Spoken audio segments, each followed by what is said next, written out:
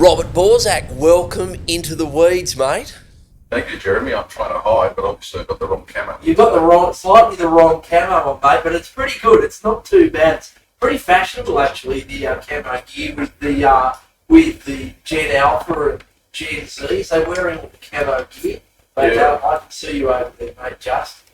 Yeah, I can see you too. Okay. Got a Raiders Got t-shirt. the Raiders on there, mate. But Robert Borsak, you're the leader of the Shooters, Fishers, Farmers Party in New South Wales. You've been an MLC for the last 15 years for your sins, but you're a lot of other things as well. You're a proud member of the Polish community. You're also a successful businessman and also a mad keen hunter and advocate for an outdoor life.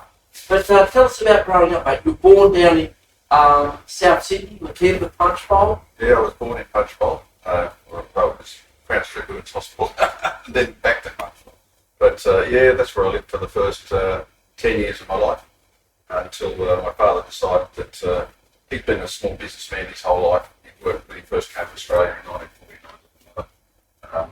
I think he worked at various trade companies. He was a tailor by trade. Anyway, he decided at that time he had been back to politics, which picked up on Nazis in 1942. He spent 2.5 years in concentration camps over there, and then spent 2 years in the American Army. Couldn't go back to Poland, put up against a shot. So he decided to go to Holland. That's where he met my mother. And in January '49 they arrived here, and then I arrived in 1953. And 10 years later, about 63, he decided he wanted to go home. He hadn't seen obviously any of his mum, any of his relatives since 1942. So You went back in 1963, but that's a pretty interesting time to go back. it's very That's difficult. very difficult. That's Very not the height of the Cold Yeah, War. yeah. It wasn't, and he didn't have to give up Australian citizenship. no. He just went back to have a look and took you back as well. He took the whole lot of us, sold his house, sold everything. We put it all in big boxes and got on a ship and went to Genoa on the Italian Lloyd Triestino ships. And from there we caught the train, would you believe, the Moscow Express. We went all the way to Moscow and on the way through, stopped in Warsaw, and that's where we got off. And you would have been old enough, you were 10 years old, you would have been old enough to remember that. Must have been a pretty wild, but Warsaw had the absolute shit bombed out in Yeah. World War II. Yeah. And it was a pretty, dark and, depressed place really back then. What do you remember of it? Oh, I remember almost everything. One of the first things Dad did was he put us in school over there. Yep. We were very strange creatures because, here we are, a couple of us, it was me and my brother, he's only 18 months younger than me. We were a couple of English-speaking Australians who turned up in school, first in my father's hometown of Białystok, right over on the east, near the what is now the Belarusian border. And we went to school there for a short while, and then we went back to Warsaw. He bought a flat. My father was very good at operating in what we call the black market. Yeah. That's how he got A few of our supporters know a little bit about that, mate. Yeah. He looked to survive the way he did. First in Murray-Darling and then Buchenwald. You had to know how to operate, and he was. That's unbelievable. My darling Buchenwald. They're probably two of the worst places in all of human history to find yourself. Mm. There's not many, that must have had a profound impact on him, and, what a survivor. Unbelievable. Yeah, it's only now that I've got being lucky enough to be old enough to think about what he said and what he didn't say. I begin to understand exactly the sort of person he was. And how did he end up in there? Is it Jewish heritage? No, or just no Jewish heritage. He was involved in what the Polish call the Home Army, which was the underground. Yeah. And he had even at I think at that age he was about 21 or 22. He had a shop already in Warsaw making suits and ladies' clothes and all that sort of stuff. And they set up a home base there, I suppose. And anyway, there was a lot of factionalism involved. That's the way I understand it. And he got basically put into the Nazis by a particular faction associated with the local bishop at the time. And they tried to get him with some subversive materials. First time round, he found it. got rid of it. When they came, they couldn't find anything, so in theory they didn't have an excuse to arrest him, so they didn't. Next time round, they got him, and he actually went and spent, I think, about 2 weeks in Fabian Central Prison. And as a boy, he actually took us and showed us the cells that he stayed in. Jesus. Yeah, it's just as a boy, you're wandering in there and thinking, you're just completely innocent. You don't really understand any of that. And I've since then been to Poland many times, and I've been and seen it again. But it's often overlooked that in these Nazi death camps, there were a lot of people who weren't Jews. There were Romani, there were, homosexuals, Poles, you had crossed eyes, it didn't matter what it was. Right. You were just the enemy of some other person, or just in the Polish underground. You were put in these absolutely horrendous death. And Buchenwald was one of the absolute worst. Yeah, he was in the Dora sub camp for most of the time, he managed to survive it. You talk about Warsaw in 1963. I mean, we arrived in Warsaw and then in Białystok, that's my father's hometown, in the dead of winter. I mean, the dead of winter. It was like minus 30 Celsius, and it was really, really cold. And you come out of Western Sydney. You probably had a tan from being on the boat. Well, yeah, that's Could you right. speak English? Could you speak Polish? No, because in our family, obviously, my mother's Dutch and my father's Polish, and after the war, the only thing my mother didn't even speak English or Polish or anything when she met him. It's like she was only 20 years old. My father's 10 years older, so he spoke fluent English because he actually did try to go to America, and as the Americans were demobbing from he served in a Labor, they call the Labor 192nd Labor Supervision, and that was one of the groups that helped clean up. And they drove that whole process of cleaning up. And they did that for about 2.5 years. And then they said, right, we're going home. And he wanted to go to America, because I've actually got relatives in America from the late 1800s and early 1900s. They said, no, well, we're not taking anybody. Obviously, they had to resettle over 2 million, American GIs to find jobs for them, so they weren't taking any immigration. So he had to go somewhere. Someone said, look, if you go to Holland, there's a lot of good stuff going on there. You can make money. So that's where he went. And met your mum? Met my mum. And then round about the time, what he told me was round about the time that they were having the Berlin blockade, where the communists were busy blocking Berlin. They had to airlift everything in. That's when he decided, well, I'm not going to get involved in another war with Europe. I'm getting out of here. So he went as far away as he could. Yeah, he married my mother in November, and by January 49 he was in Sydney. So it's amazing that generation, is that they just had to survive. So my grandfather was fought with in North Africa and Italy. Got shot, and after the war just went, I'm going to go to the middle of Nigeria and went to BP. Went there for a couple of years, then Fremantle, Mackay. They're a generation that just handled so much, did so much. And so it comes out, then it was largely thrust upon you. They had no choice. You either have character and you survive, or you don't. And he actually applied to go to Argentina, South Africa, or Australia for the first time since he got picked up by the Nazis. He got lucky. He came to Australia, and it was a dream. And best country in the world. That's what so when you went back, how long were you back there? About 3 years we were there. And we, as I say, we went to school. We experienced the winters over there, which were pretty severe. We had a good time, but Dad actually bought a 3-bedroom unit in a block on a street called the Arm Ladove, the Army of the Nation. Well, that street doesn't exist anymore, but it runs onto the Marshall Posca, which is one of the major thoroughfares through the middle of Warsaw. But it was a foreign currency only building. In other words, if you were a Polish bureaucrat who worked overseas, you managed to shop away some foreign currency when you came back to buy a place there. In fact, one of my friends in that building, his father was exactly that, a foreign diplomat, and he had bought using foreign currency, which he's not supposed to have.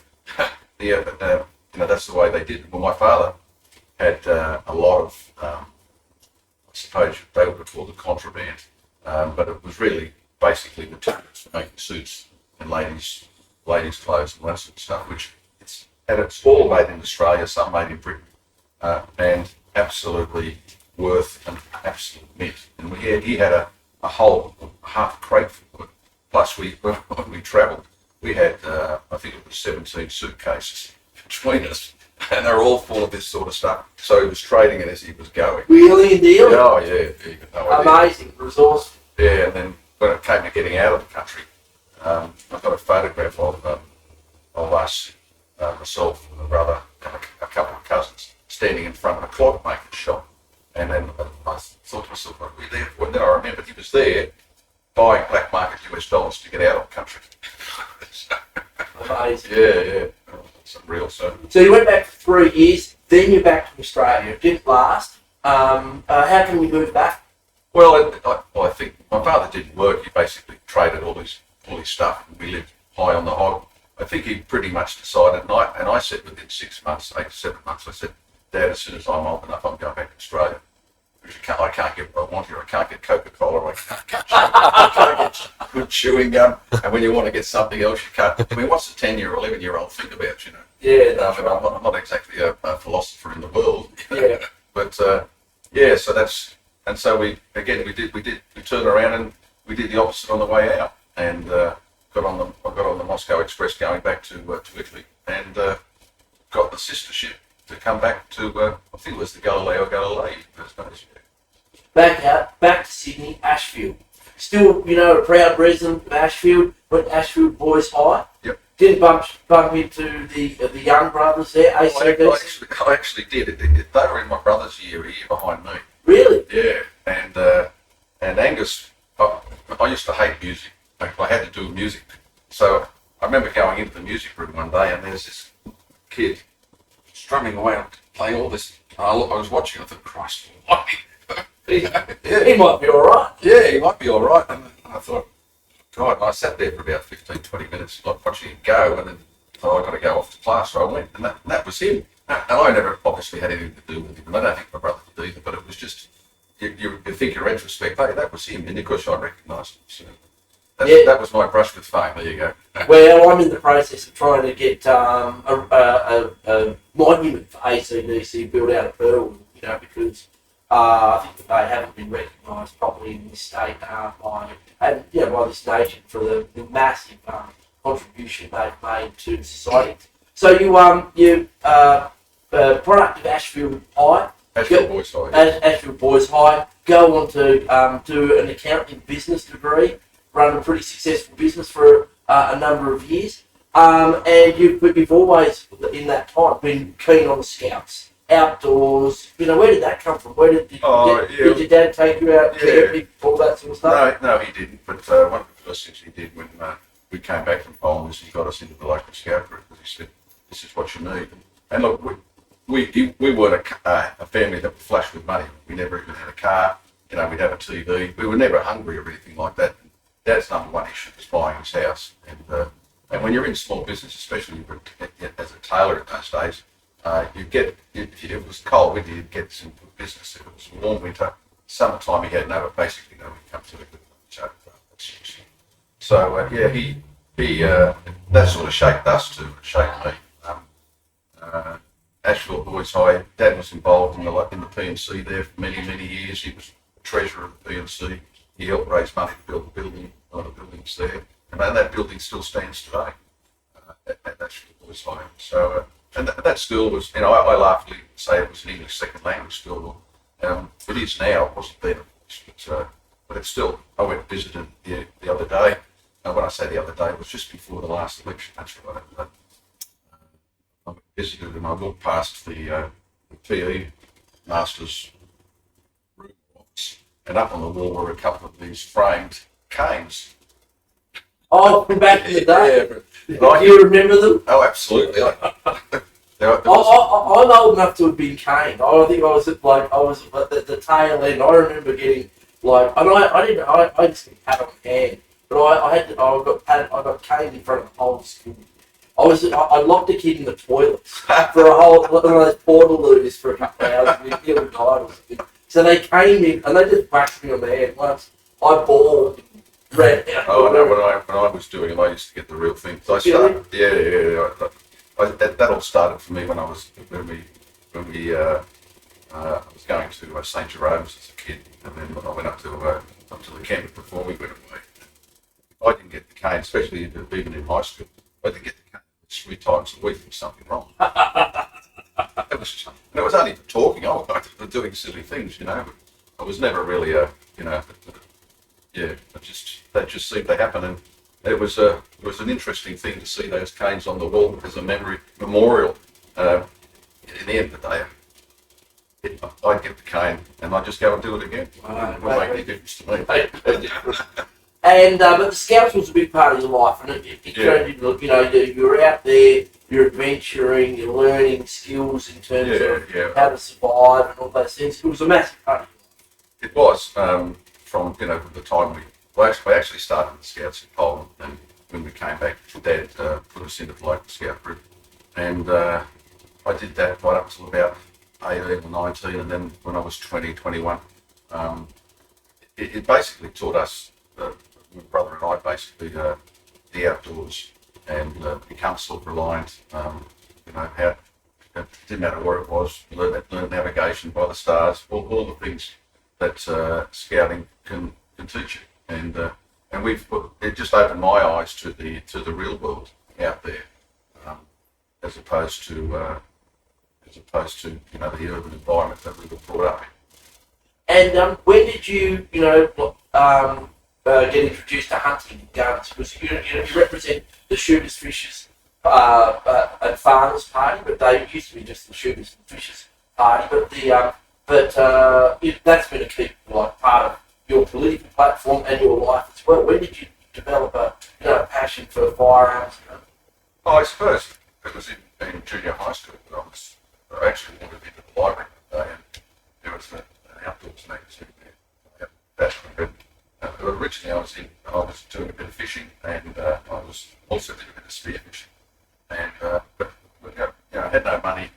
I also had no mentoring because we didn't have any uncles, aunts, cousins, or anybody else around school. So if you wanted to do something, you had to get self-starter and work out how you're going to do it. And in those days, there was no internet, there was no mobile phones. So find someone who would be interested in doing something with you. And then that's how I got started in shooting. And one of my mates, his father had a property down the south coast, and just a single barrel shotgun, about $20 to $30, and we used to go down there on school holidays and shoot rabbits, basically, shoot the odd fox. Those days it was late rabbits, go out spotlight and shoot rabbits. And you really enjoyed it. You really enjoyed that sort of feral and you really built from there. Like when did you take it to the sort of next level and think, well, this is a hobby that I can turn into something that can take me around the world? That's when I began to realise it was a culture, and that there are a group of people out there that enjoy it as part of the outdoors, enjoy the challenge of the hunt, enjoy the eating of the animals, the trophies, if you're going to collect trophies, that sort of stuff, and all of the above. And I suppose that sort of got me very early. Politics wasn't part of it all, in any shape or form. It was joining find a local hunting club, find out where deer hunting, for example, interested in that, and got sort of started. In those days, they used to have a club up in, the club still exists, up in Newcastle, called the New South Wales District Association. I found out about them by I used to devour all the outdoors magazines and the shooting magazines, that sort of stuff. To get away from Sydney, and as soon as I got a licence to drive and bought my own car, I was off. And so tell us about that. Tell us about hunting. Like, what is it that really floats your boat about? What is it, the skill of understanding? What is it? I'm sure it's a combination of things that really, there's so much skill involved in it. Knowing the firearms, knowing the animal. Like, what was it about it that you really resonated? Well, originally it was knowing the animals. learning about firearms, learning about, I used to do a lot of, I still do some hand loading, for example. What's that? That's where you actually make your own cartridges. Oh, right, okay. You buy all the components. Make your own shells and stuff. Yeah, and I learned all about that. I wasn't ever a target shooter as such. I'd just go there and just punch holes in paper. That doesn't float the boat at all. We're just getting out to see new country, climbing new mountains, get over the top of the hill, see what's on the other side, that sort of thing. And it didn't matter whether I shot an animal or not, or if I saw something, that was an advantage, But if you could shoot an animal, that's great. Then you'd skin it, take the meat home, and and I had to teach myself how to cook venison. No idea how to do that. A lot of people, a lot of balance. It's not easy to cook it unless you really know how to go about it. That took a few years, and you've got it all sorted out in the end. And it's not an easy thing to do, to go out to hunt a rifle and all your gear and like camp out and then shoot it like a stag or something like that, and then field dress it out there and then carry it back in. Yeah. I mean, I've done a lot of, over the years, a lot of backpack hunting, and I paid for it because I've torn both my shoulders off. I've had to have them rebuilt. But that comes with the territory. If you play football, you do your knees. Although I've done the cruciate ligament in my left knee twice. Same sort of thing, falling over. But do you ever get in any trouble out there? Come unstuck, get lost, have to get helicoptered out? No, not really. I think that's part of the scouting background. I never really had a problem. As long as you understand which way the sun's going. Good sense of direction. Yeah, you can work it out. Have a look at the maps and all that sort of stuff. It's pretty easy. Did you go out on your own, or was it something you usually did with a couple of others? Usually I like to do it in company. It's because there's a bit of camaraderie obviously involved in it. A little bit of competition involved in it, but also from a safety point of view too. Especially if you're going out, like in Victoria, if you go up the country there with a pack on your back for 4 or 5 days, if you slip and come down, same could happen here if you're bushwalking, same sort of thing. Come down somewhere, and then they spend, you can just disappear. Down the hole, a bit by snake. So you're out there, and you like one of the key things that your party and hunters really put at the front of the agenda is opportunities for hunting, because you're not allowed to hunt in national parks. There's some crown lands you are allowed to hunt in, and some not. You're part of a key voice, pushing for more access. But that was one of the issues that you picked up early on. You can't hunt everywhere. Sometimes you're on private property. Well, look, access was always key. When I was a young fellow living in Sydney, if you didn't know a farmer, which I didn't, there's nowhere to go. You couldn't do it. And so one of the things that, when the political opportunity came along to push back in 95, Tingle got elected.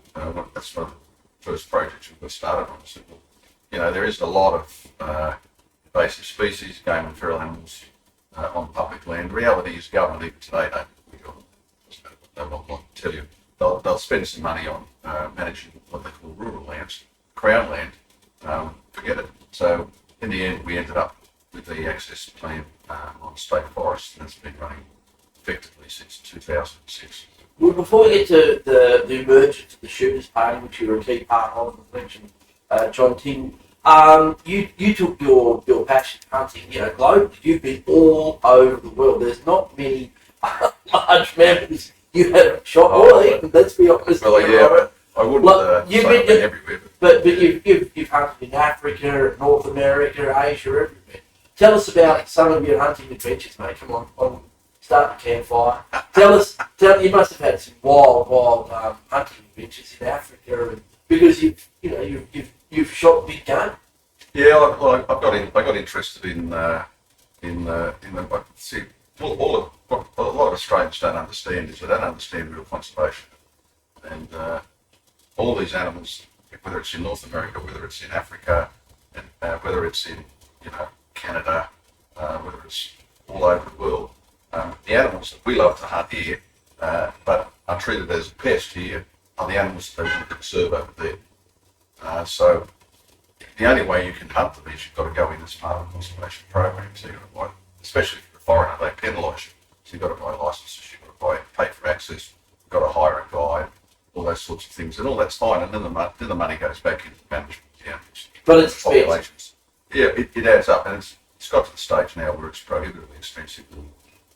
Certainly in the Australian law, we're in the Australian I just got a window of opportunity. Started in '82. I went to South Africa and Namibia first time. And, over the years, I've sort of been to various places. Been to Zimbabwe, been to Namibia, been to South Africa quite a bit. I've been to that's probably about it in Africa, and then North America, Canada, Texas. Wherever there's a population of animals that I'm interested in, you pay your way.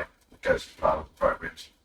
90% of the money that comes on tag fees, for example, like Alaska or anywhere else in the States, goes back into the game management programs and the management of the habitat and the parks and the areas. And what makes it a great trophy? Is it the rareness of it? Is it the harder it is to find? Do you get more points if you're shooting the last, Siberian tiger? Do you get more? Is it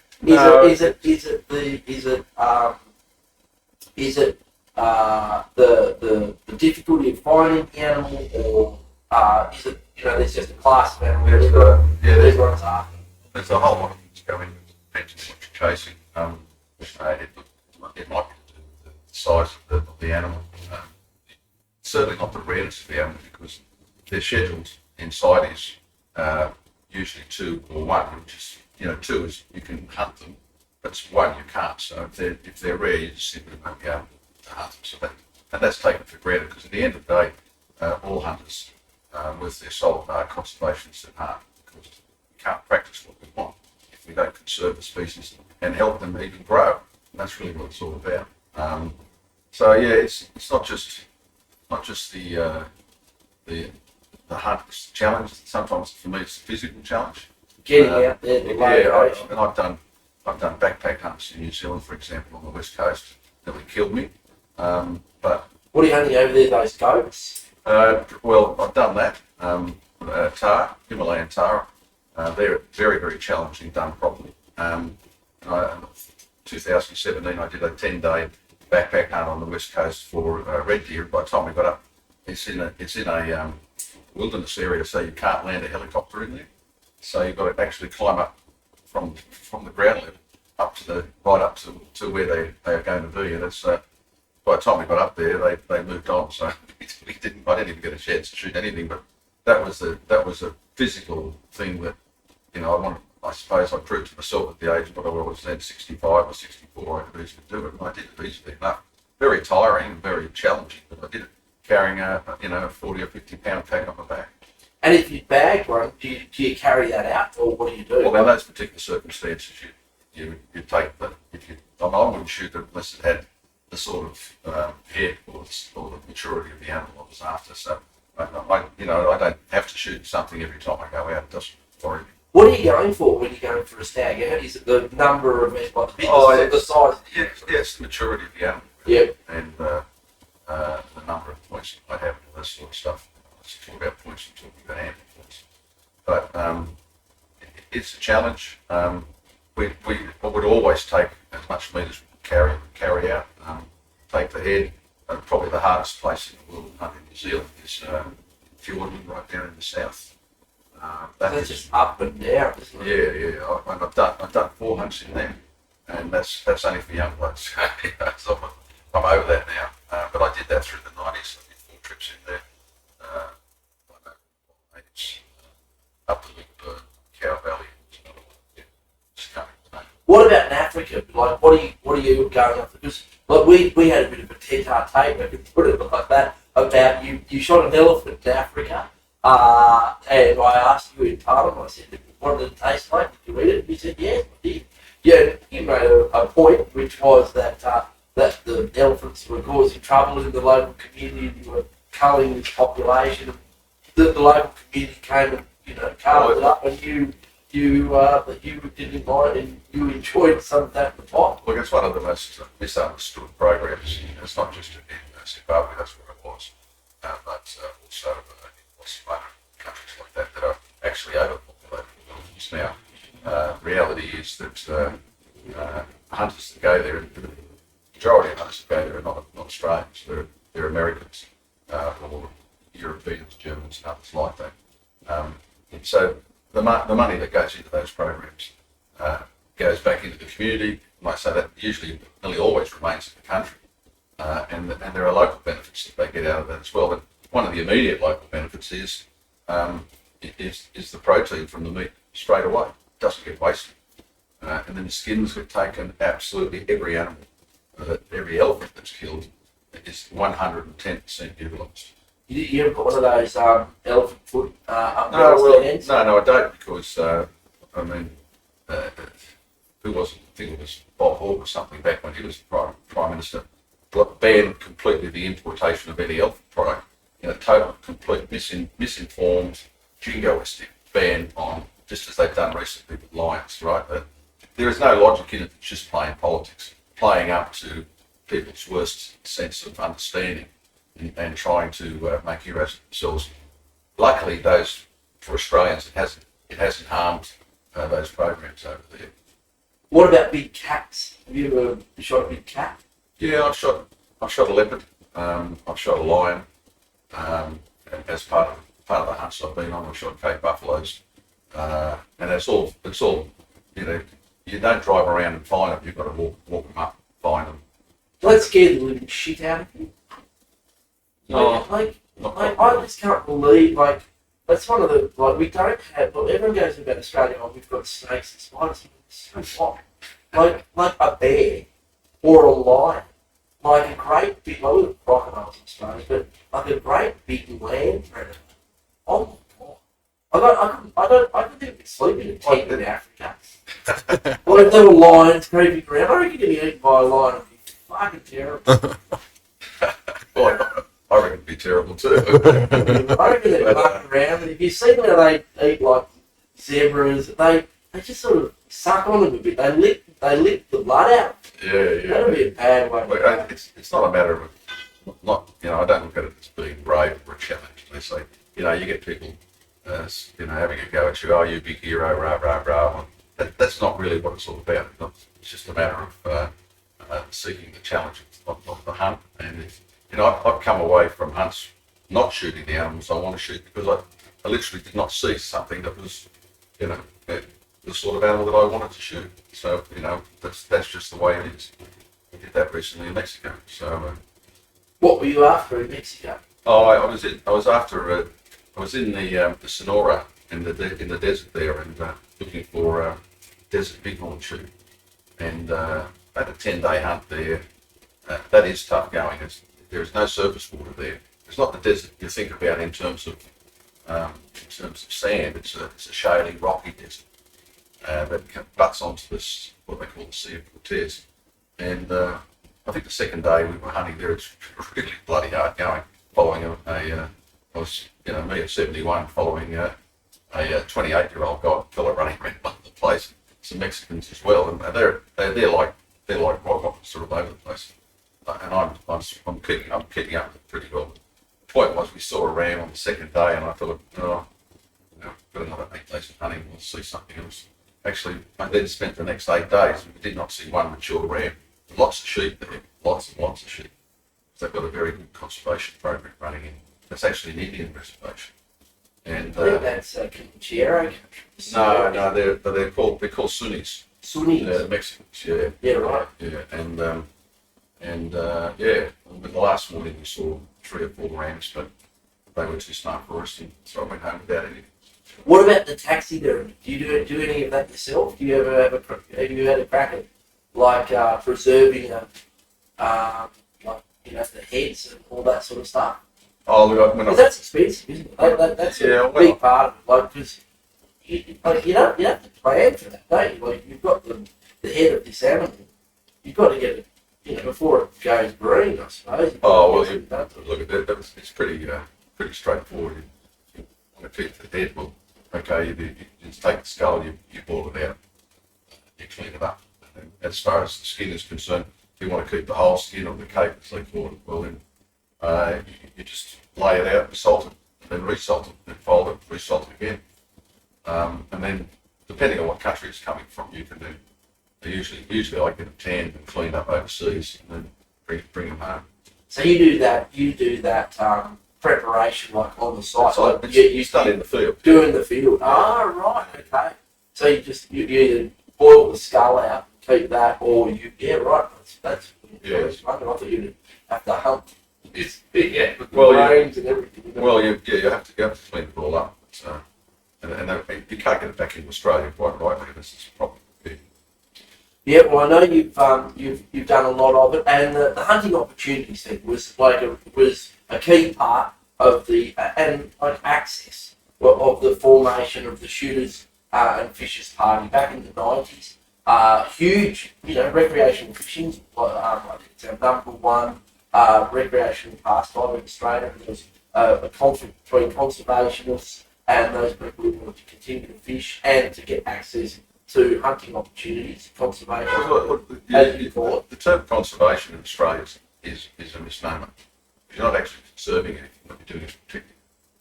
If you go on with the definition of conservation, it actually involves a part of consumption, making sure that you do conserve species, but you can also consume some. What we in Australia have done is we've turned the word conservation and we use it instead of protection. Absolute protection, in fact. So, if you want to talk fishing, for example, most, if not all, of the marine parks, and we saw the last Liberal government try to set up 23 new marine parks with no science for them. So it was just a political play to so-called protect various, not even species, just set up marine parks. And I don't know whether you remember the campaign, but at that time it was, once we've got these marine parks set up, we'll then do the science. You can't do that. You're not going to get away with that politically, at least not with that party like ours. That was very deeply in 2018. That's why Niall Blair got such a mighty name, because he didn't represent the interests of the people that like to go fishing, and they totally underestimated the cultural significance of recreational and cultural fishing in Australia, and New South Wales especially. You can get into that side of things when you want to talk cultural fishing for Aboriginals, for example. That's a whole dark area of dark arts where the Aboriginals are not allowed to exploit the resources that they own in any way that's rational. And that's another discussion for another day. So it's we actually started as a shooters party because of the increasing level of control being brought on law-abiding shooters for what appeared to be no good reasons at that time. That sort of started to come together in the 80s, and then we, what was his name? Barry, he said, I'm just going to take the new guns off. And that's how it got started, and then it bounced. So there's a couple of arms there. You've got your sporting shooters, your people who've got your target shooters who like to go out with their pistols. But if you understand how it works, there's 260,000 shooters, licensed shooters in New South Wales, and that's not a big proportion of the population.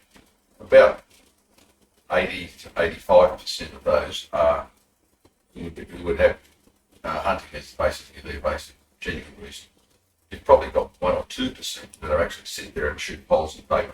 Yeah, the range of the balance are farmers. They're farmers who are using firearms for controlling. It's tools of trade. It's tools of trade for them. That's right. Controlling pigs and kangaroos and all the other bits and pieces. So, but that's an interesting time. So there was that.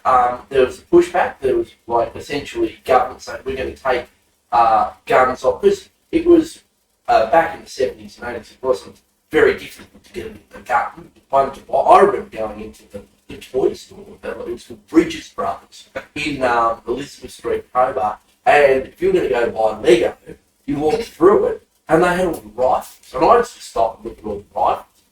All the shotguns, rifles, and all the rest. And Dad would have to move me on. But we had guns. We had 22s shotguns whether or not we were licensed, I don't know, but probably not. But this is the 1980s. But there was this emergence of a political force. The level rant started in New South Wales, where you get a shooter's license, you pay $2 for it, and then that's how it sort of got started. And the party was set up by Tingle basically as a reaction against the continuing, increasingly tighter and harder process. And in the end, he actually got, he was on the radio in those days, he actually challenged. He had a lunch with the police minister who said, oh, you know, you blokes are just useless, you'll never do anything, you'll never get organised.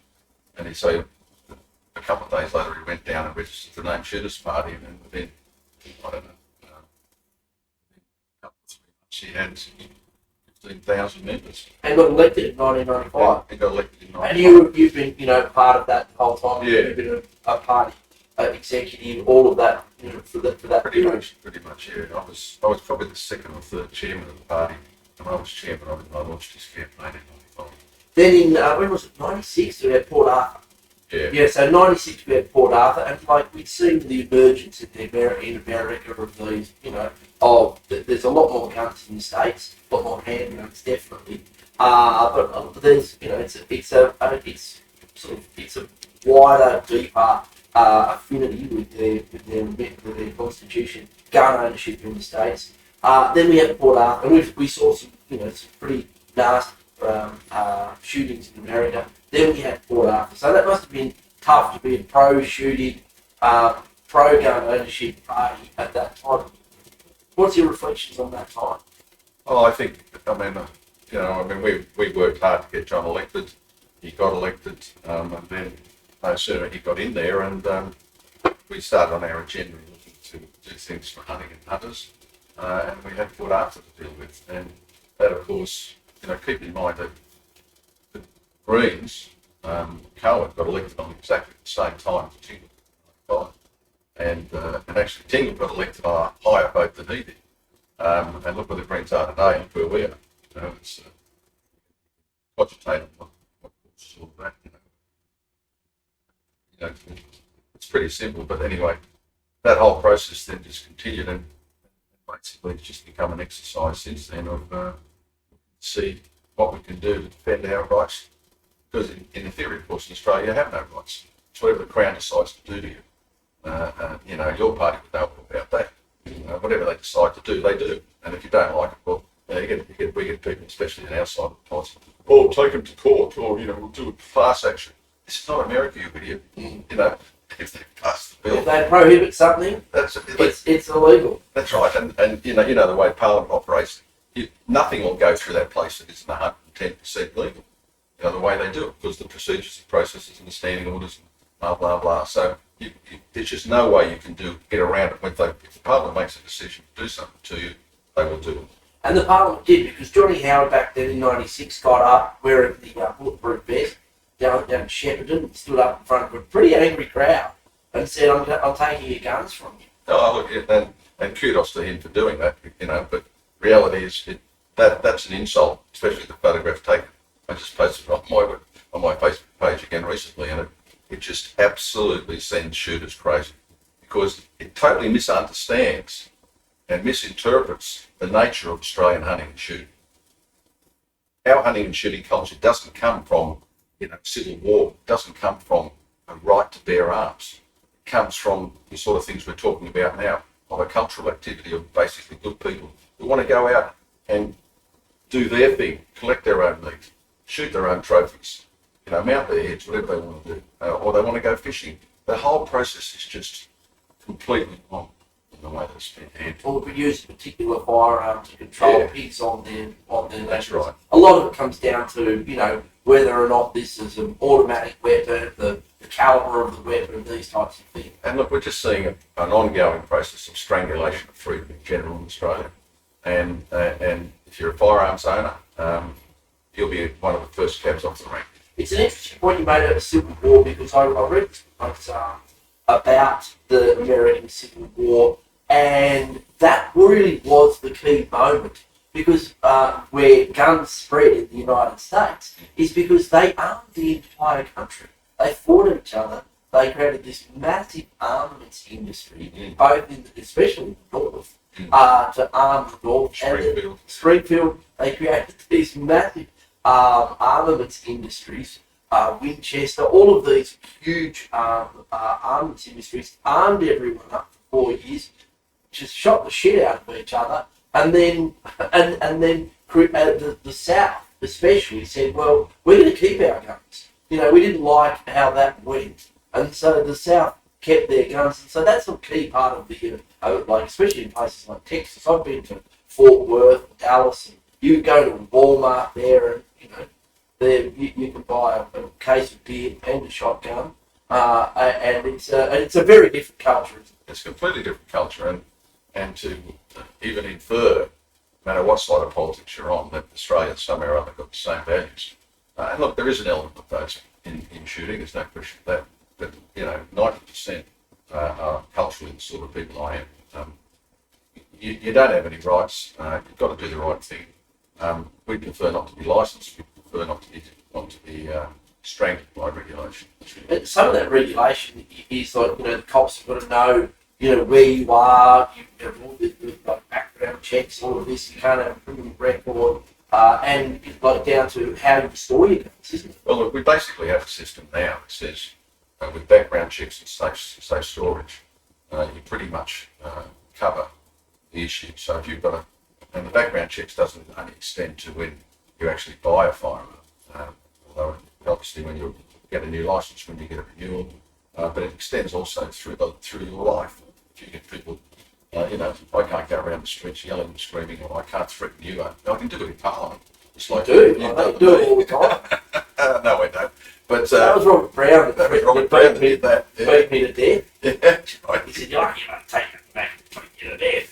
Yeah, then someone said, "Oh, well, you know, he's going to lose his license," and I said, "No, he won't. He said it in Parliament." I don't know. But, you know, that was, I'm sure that was a gesture. You got up his nose. That was the important thing. You won that. Huge.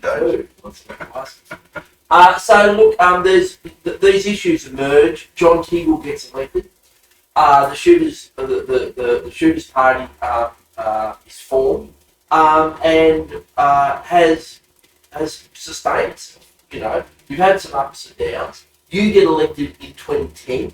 Yeah, Phil Catchback. Phil, one of your former member, Roy Smith, passed away. You come in and join Robert Brown. 2010. I came in 2011, and you found yourself in the balance of power.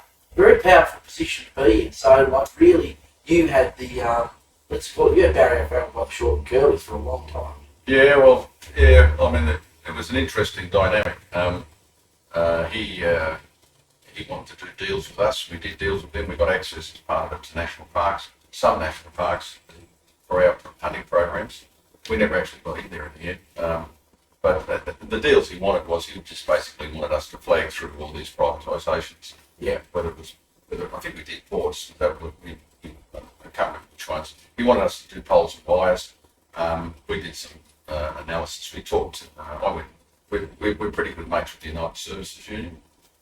We believe in rural and recreation, regional jobs. Maintaining and working on poles and wires is a very large part of employment in the bush. At least it used to be. And I think that was the one that broke the O'Farrell back. Was he insisted that we had to agree with him on letting him just go and privatise the poles and wires. And we canvassed our membership. We canvassed our committee, and we decided.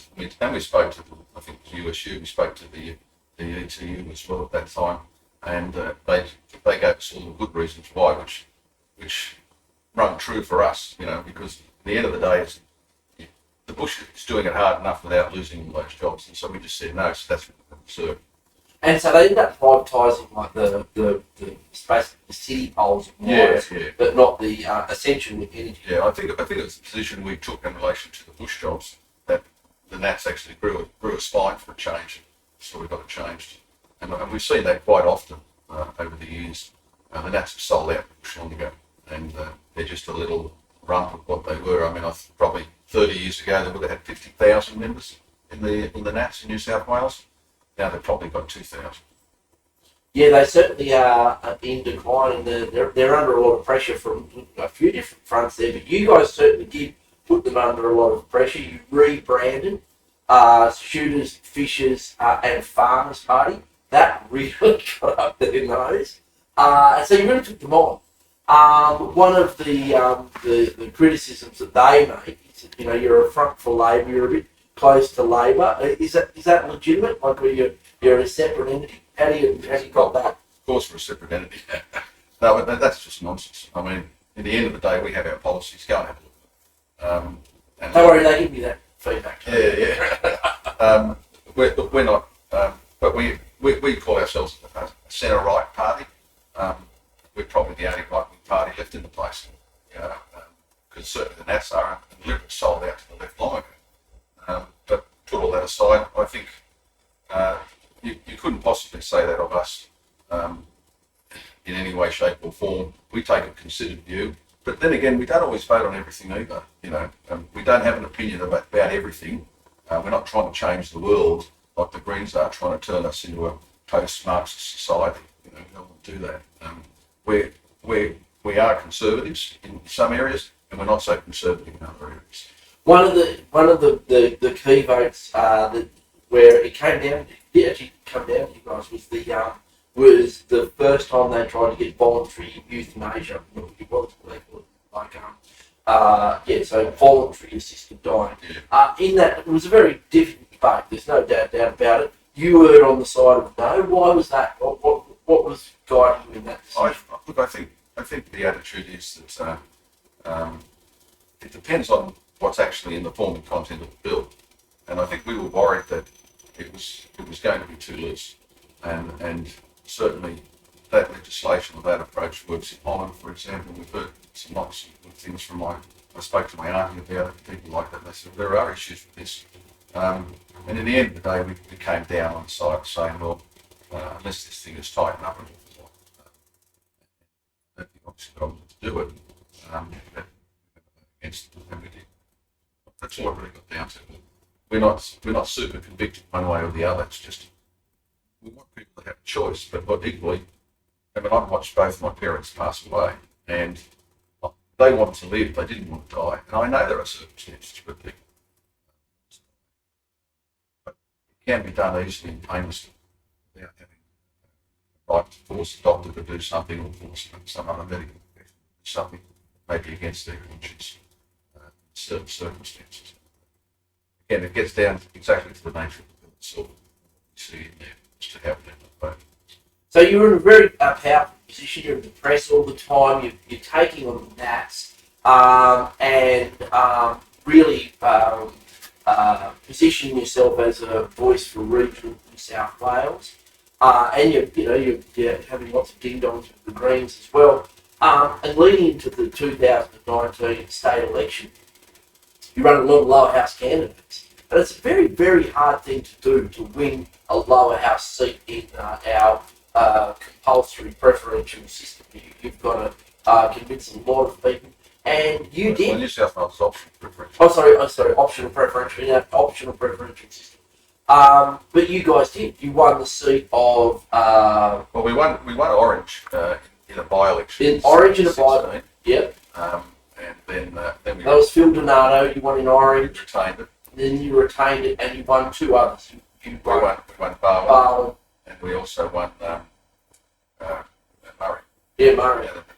Yeah. And so you were riding high. You really were riding high, and that must have been heavy days. Well, what we also found out about our selection was that we really strained the party to demanded so much of our volunteers. Certainly after the ship, so hang on a second, what's our main game here? Represent and be there for a long time to make sure we look after our core constituents. And going to those seats is not about knocking off the Nats. The only reason we got them is because they're so poor. And what it was all about was looking for more influence. And actually, I unapologetically say that we were trying to emulate the Green team. Yes. Okay. No, the Greens' political model is excellent. their policies are shit, but their political model, the way they campaign, is very, very good. And so if you don't take some lessons out of that, then you'll so. But look, in the end of the day, we won those seats. It's very easy these days for someone to say, "Oh, I don't like what you said," or say, "I'm going to be out of it." At the end of the day, that was the reason all those things happen. It's a process of. It's easy to be an independent today because you don't have to rely on the legacy media to keep you up. You've got Facebook, you've got Instagram, you've got all those things that cost you basically nothing. It's very easy to be independent. So, the greatest socialisation of politics has been the social media. But I mean, you were there in 2011. You saw how busy the sixth floor was when it came to media. Now you walk through there, it's a desert. Yeah, it's a ghost town. It's a ghost town. Yeah, and it sort of doesn't really matter as a political party because you can find other ways to talk to people, like podcasts. Podcasts. There you go, social media, Facebook, and people, Instagram, everything. And what we're finding is people actually want to hear it from the horse's mouth. But you know, that people want to hear it from the horse's mouth. They don't want the media to tell them this is what this guy said. These are the interesting bits. Here's the whole thing. You work it out yourself. Yeah, I think even without going into American politics, I think that's what Trump wanted. That's what the Republicans woke up to. The legacy media is always spinning an agenda, whether it's for you or against you. I mean, we're used to having no media in our favour. It's always been the way, and we've been there for 30 years. So hopefully it'll be another 30 years. Now you did it did get very difficult testing in the party. You grew, and you said that was hard to manage. There was ructions, in terms of the leadership. People were calling for you to resign, and you stuck your dick. You wouldn't go. You were tapped by Donato and Butler. But you just because of some comments that were made about Helen Dalton. But you didn't go, and you thought, no, you're going to stick your dick. Why was that, mate? Well, they simply didn't have the numbers. they don't understand how party politics is done. You had the executive. The executive don't get a vote. Easily, branch-wise, easily. And it was never going to be a competition. The thing that I feel sorry about is that they were so selfish as to not understand about the dollars, the blood, the hours and effort that everybody put in for them. And they decided that because they'd actually, I believe, cut a deal with the coalition at that time. That was my understanding. Okay. And since that time, though, you've got Mark Manasiak in there with you. And what's on the agenda for the shooters now? Like, what are you really trying to achieve with going forward? Well, look, shooters, fishers, and farmers. Well, as you know, we've got an election in 2 years from now. Number one is to get Mark elected, and then number two is to look at a number of push seats. I'm not going to mention them here now, but there is probably 2 or 3 that we'll do some work on. And if we can find the right candidates, it's always the way. And we thought with the others, for example, we had the right candidates. But, selfishness gets involved in these things. In some cases, these people that get elected, are earning sometimes 3 times the money they were getting. And they realise, I don't need a party to get re-elected now, I'm just going to go on social media. I'm sweet. And that's exactly what happens. So, look, we'll do the same that we've done in the past, but with a mind that says that we're not going to strain the minor party to the point where it's going to break again. And so the last 4 years have been really all about preparation of the party up to 23 and the 3 party. And we've done a very good job. And Mark it's also been an exercise of maturity for Mark in terms of him learning how politics is done. And lots of people proclaim that they do know how to do politics.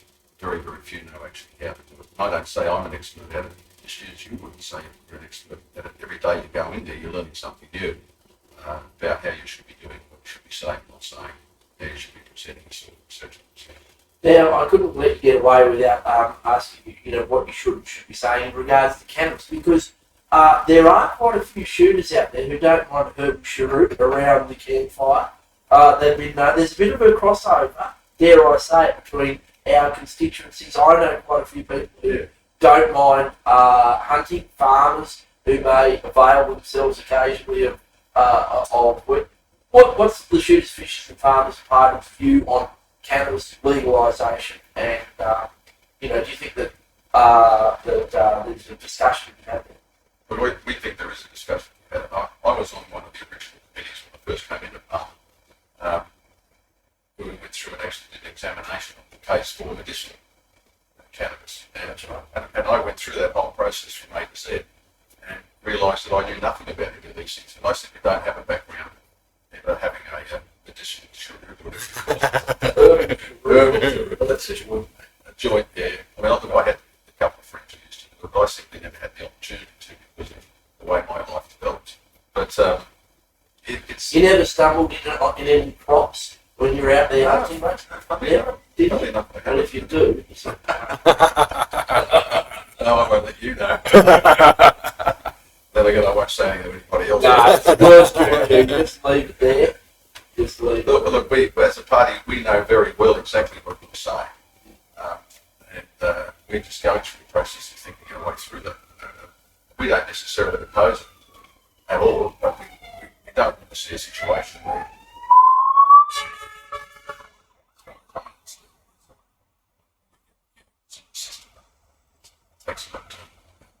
so that somehow we're going to address the issue. It's like drunk driving. I don't tend to understand all that. I think the campaign that you're running as chair of PC1 is an excellent one. I think we've got some more to do in that space. That's one of the reasons I'm keen on being part of that. I've always been part of PC1, but I think at one stage I even chaired it. But it's a good campaign. Times change, and we have to think our way through that. We know that there's lots of tradies shoot, lots and lots of tradies fish, lots of tradies smoke marijuana. It's a fact of life. So what we have to do is think our way through that process and understand how it's going to work in practice. Well, Robert Borsak, I couldn't put it any better than that. I really appreciate you coming on into the weeds. I appreciate the work that you do on behalf of your constituents. You've been a fierce and much feared advocate. Me? Yes, mate. Sometimes you've made my blood run cold. I just imagine you field dressing me. You remember the time you came and had some venison sausages? I did, mate. You stole them? I stole them. Did I steal them? I think I might have gave them gold coin. You didn't get one in the end. Didn't I? No. Oh, well. But no, it's I'm a leader, and I've got no problem with people getting out there and hunting safely if it does lead to good conservation outcomes. I think that's reasonable, especially if they're knocking out venison, pork and venison sausages. Oh my God, they are some of the best. And equally, what your party stands for now, it's something that's got to be looked at seriously. We've got to consider it. We know that we've got a large number of our members in the party that would support that, and all of that will influence our views in relation to how it all comes out. Well, look, I really appreciate you saying that, Robert. It's been a very interesting discussion. You've been on an incredible journey, you and your family, from Eastern Europe all the way to here and back again. Thanks very much for taking the time to come and have a chat to our constituents and coming into the weeds, mate. Well, thank you very much for having me. I didn't think I'd actually be in here. I think this is a fantastic setup. I'll have to do something like this with the shooters. You should. It's a great way to communicate with people. Especially a lot of young people, young men, looking for, to find out who's not, and this is what it's about, just having a conversation with people. Yeah. I've watched quite a lot of them in the United States, and you do learn a lot about people, and the whole thing is to get people in, listen to what they got to say. You might find it persuasive or not, that doesn't matter. At the end of the day, it's all about the democratic exchange of ideas. Let them make their own minds up. Let them make their own minds up, that's it. No worries. Thanks, Robert. Thank you. Thanks a lot. No worries.